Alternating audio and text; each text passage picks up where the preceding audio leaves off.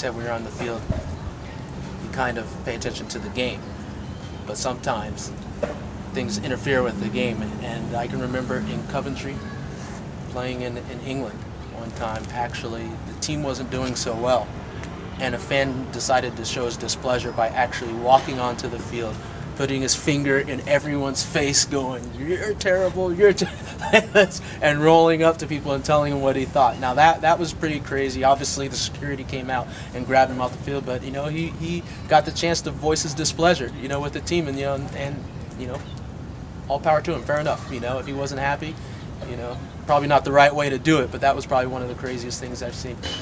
Another crazy aspect of the fans, I'd say, was during the qualifiers with the national team when we go down to Guatemala. Was crazy. We're staying in this hotel in the middle of nowhere because they always put the game against us out in the middle of nowhere. And you think, okay, there's not going to be really anyone around out here. Well, the air conditioner wasn't working in the hotel.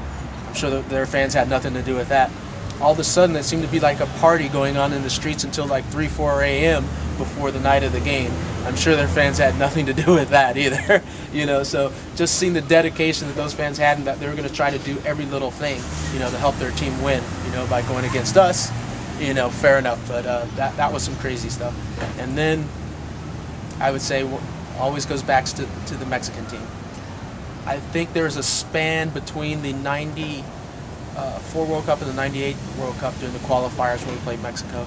I think the 2 times that we played them at home and away, conveniently the night before, the hotel that we were staying in, there's always a fire alarm at like 1 or 2 a.m. in the morning, where we'd have to get up, get out of the hotel, sit out in the street for like 30 minutes until it was cleared, and then we could go back in. And by that time, you've ruined your sleep. You're out in the cold, and now you go back in, and it takes another hour and a half to fall asleep, and then you're waking up in 4 hours. So I'm sure the fans of the Mexican team had nothing to do with that either.